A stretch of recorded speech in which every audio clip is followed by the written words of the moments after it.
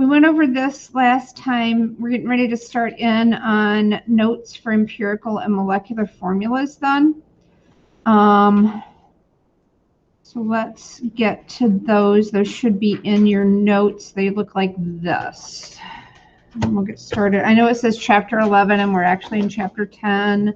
I need to change that. That's from the old book before they combine chapters. All right, so you're going to need your periodic table today. You're going to need your calculator. So get those two things out along with these notes, and then we'll start going through this.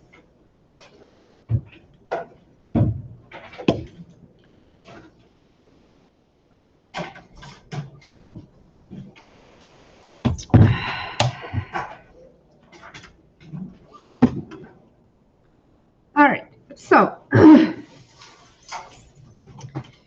empirical formulas, what empirical formulas are is the reduced form of a formula. So for example, if we have like H2O2, okay, the reduced ratio of that would be HO, because it's a 2 to 2 would be reduced down to a 1 to 1. If we had like glucose, that would reduce down to CH2O, because everything can be divided by 6. Does that make sense? So that's what an empirical is. A molecular formula then, up here, these would be your moleculars. And sometimes your molecular is the same as your empirical. For example, H2O, this is at a 2 to 1 ratio. We can't get that simpler. The empirical and the molecular there would be the same thing. That makes sense? All right. So there are steps for calculating or figuring out the empirical formulas. And what we do is, if you are given a percent composition, which we talked about in the last video, I believe, and not a formula, you can determine what that formula is, okay? Like I said, the empirical is the smallest whole number ratio. May not be the same as the molecular, but it may be. If the formulas are different than the molecular formula, you just do a simple little calculation and you can get there. So I'm going to show you how to do that. So here are the steps, and then I'm going to take you through the steps down here in some samples. So number 1, if you are given percents, assume that you have a 100-gram sample and then convert those percents to grams. Now, sometimes they will go right into number 3 where they give you the grams, then you can skip these 2 steps, okay? So if they give you the grams, like in our lab that we're going to do, you're going to start with grams because that's what our scales can measure in is grams. So you would skip steps 1 and 2 because they've already got it in grams for you, okay? So we're going to do a lab the next time you're in with me. So step 1, assume you have a 100-gram sample, convert percents to grams, then change your grams to moles. Divide each mole value by its lowest mole value. And then here I want you to add in, give values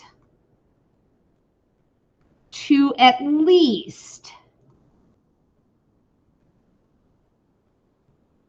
3 sig figs. That's important because people will give me only 1 and then their math doesn't come out right. So you want at least 3 sig figs in your number 4 values. Sometimes those will come out to be whole numbers. Other times they won't. So sometimes you have to multiply it by a whole number, get it to a whole number, and then those whole numbers become your subscripts. Okay? I know this seems confusing, but just give me a minute to work through a couple of these examples and it'll become much clearer for you. All right.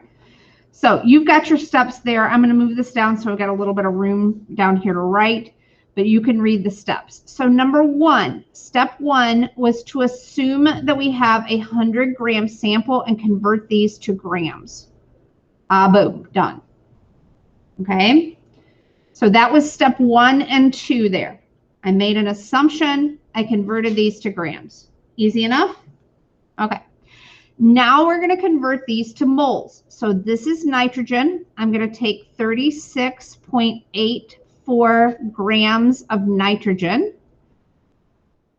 Okay, this is not in a, it's not a chemical equation or anything like that. So we're not going to mess with Brinkelhoffs here.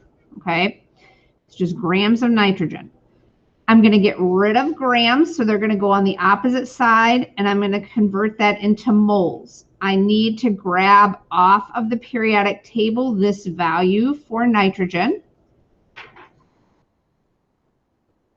And then I'm going to do my division. So 36.84 divided by 14, I end up with 2.63.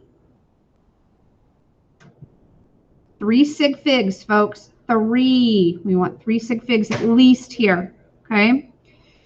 Then I'm going to do my 63.16.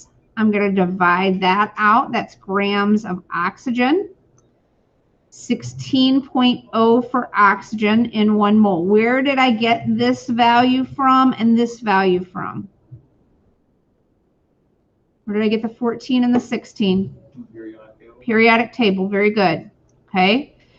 So that's going to be moles of nitrogen. This is going to be 63.16 divided by 16. That's going to be 3.95. 3.95, and that's moles of oxygen. Okay, so this is step 3 up here. Change grams into moles. Now, I'm going to divide each mole by the lowest mole value. So which one of these is less, the nitrogen or the oxygen? Nitrogen. So I'm going to divide both of these by nitrogen's value. This is step 4 here. This one you can do in your head, I hope. If you can't, we got some serious problems. Okay, and this one, when I divide this out, I get 1.50. Remember, we want at least 3 sig figs here. Okay, at least 3 sig figs. Well, this one doesn't matter because it's just 1 and it's divided by itself, but this one does. Okay, so right now as it stands, don't write this down.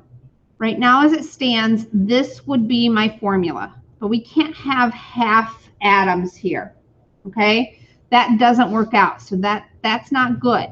So step 5 says if there are decimal numbers, then multiply by a whole number to get values to, and it needs to be the smallest number. So what is the smallest number I can multiply this by and get it to a whole number? 2. But if I do it to this one, I have to do it to this one. So I'm going to multiply this by 2, and I'm going to multiply this by 2. This, again, I'm hoping you can do in your head. This one you probably can too, I hope. So these are my values. My formula then is N2O3. This 3 goes with the oxygen that originally we did our calculations with. This 2 goes with our nitrogen that we originally did our calculations with. Does that make sense? Okay. So that is our final answer. And this is the sort of thing here, like I said, you're going to start with grams. That's what you're going to be doing in your lab, okay, to determine this formula. So next time you come, you need to make sure you bring your goggles and bring your hair ties. Gabe, you got a hair tie? Bring? Okay.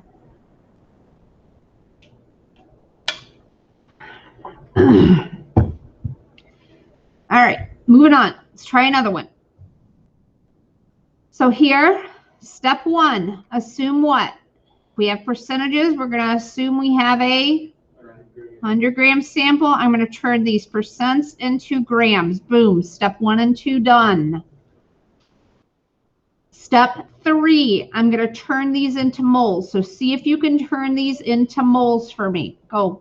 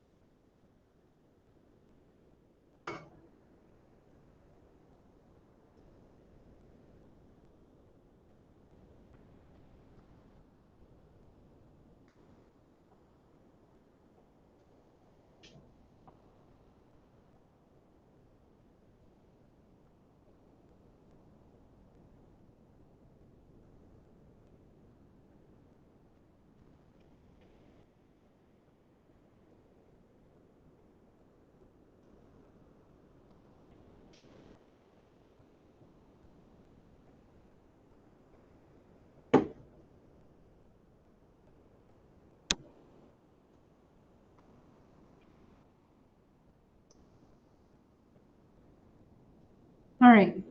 How did you do on those? You get that?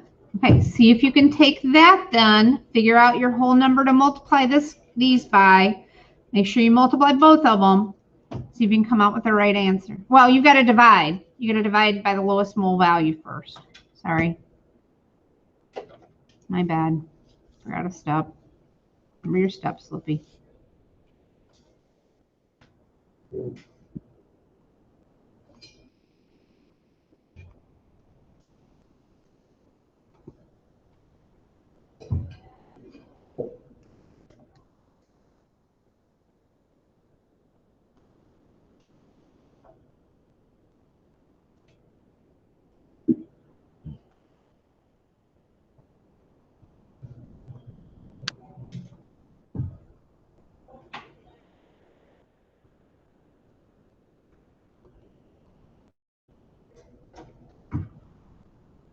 Are you able to get that for your answer? Does that make sense since this is a +3 and this is a -2? Yeah. Okay. All right. See if you can do this one on your own. And this one, we're already on to step 3 here. Okay. We're not doing percents here, so we can skip to step 3, just like you're going to do in your lab coming up. Let's see if you can do that one on your own.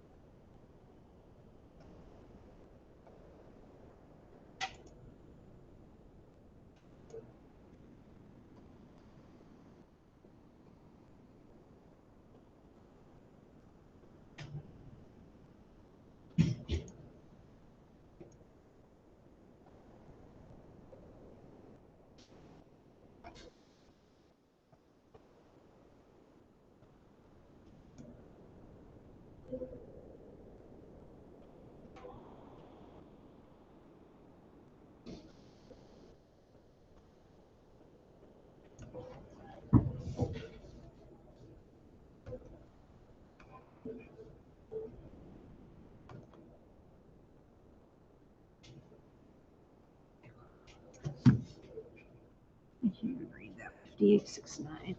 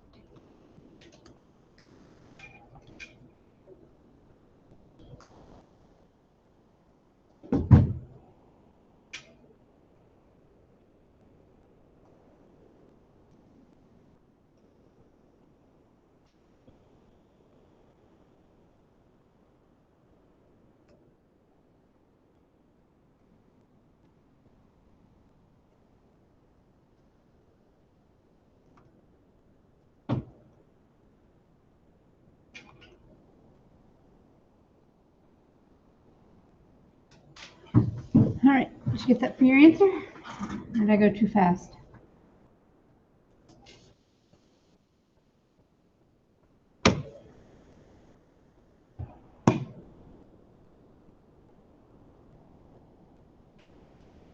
Now, I'm okay with you guys giving me this, all right, because that's what that came out to be.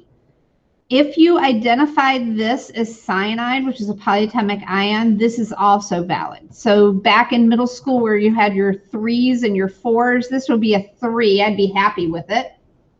I would be ecstatic with this. Okay. Will this get you 100% on the test? Absolutely. Okay.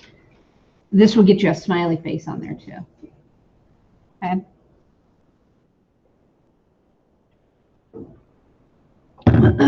So how are you feeling about these? Are they making sense? Are they easy enough to do? Before we move on to the next thing. The next thing is molecular, and it's just one more step. So if you can do the empirical, you can do the molecular, because it's with one little extra step. Okay?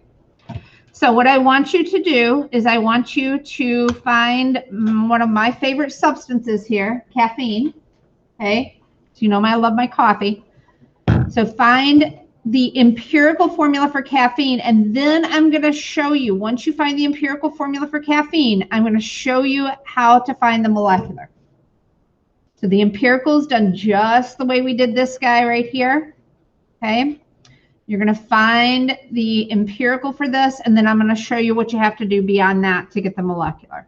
It's easy. If you can do this, this is super easy. But I want to give you practice again at your molecular, or your empirical, I mean.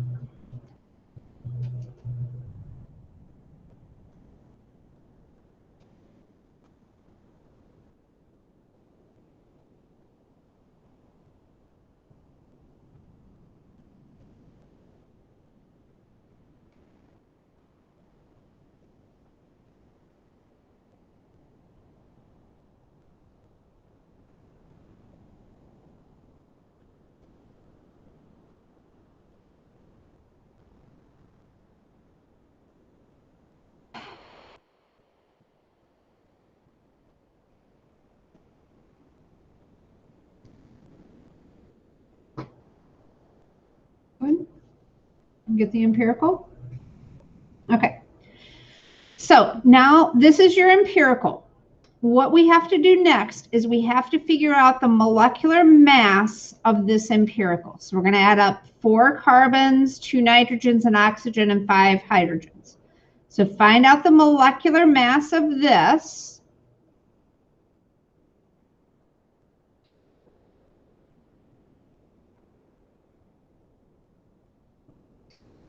Eight plus 16 plus 5. I ended up with 97. Yes? Okay. Then we take the molar mass of this, which is 194.19. We divide the molecular mass by the empirical mass.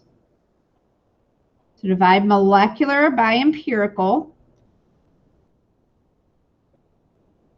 And you should end up with 2. Then we take that 2 and we multiply each one of these subscripts by 2. And that is your molecular formula. So the molecular formula is C8N4O2H10. And that is your answer. Yes? Oh, wait, how'd you get the 97 grams? I added, I took 4 times 12 for carbon, 2 times 14 for the nitrogen, 16 for the oxygen, and then 5 times 1 for hydrogen. I added all of that up and got the 97. Yeah. Once you have the 97, then you take the, and they have to give you this in the problem, or they have to have some way for you to get that. Okay, so you've got to be given this value in order for you to be able to work one of these problems. Okay, so down here, for example, in this one, they've given you this. They've given you it here too. So you have to, they have to give you that in order for you to be able to work these problems.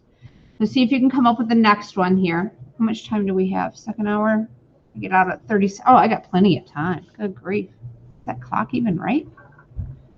37? Right now it is 9:18. We got plenty of time. Boy, we are rocking and rolling. You guys are doing awesome.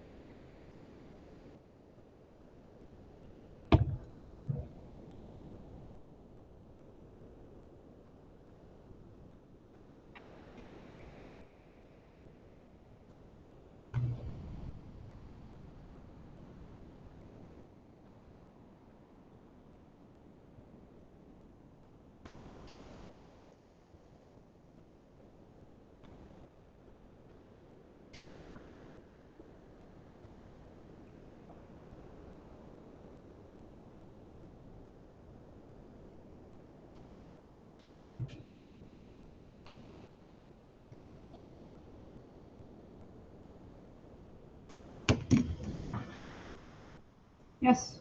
You want us to put that into the parentheses too, or no? No, no, this wouldn't be a OH one because this is an acid.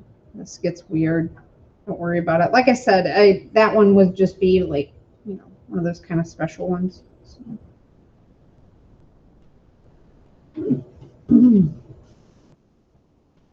All right, you ready for the next one? Try it. Go.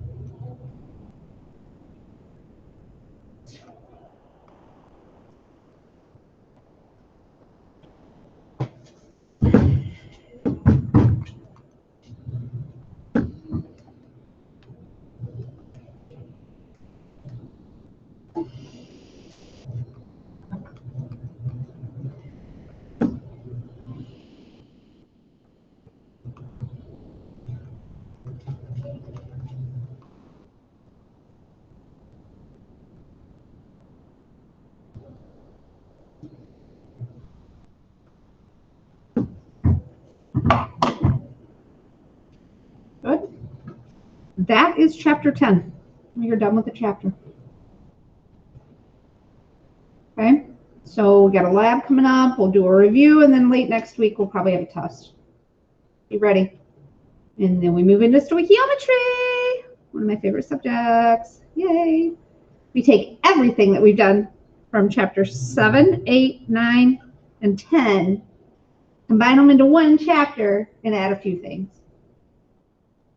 Yay, right? Oh God, yeah. And that's pretty much the crux of it.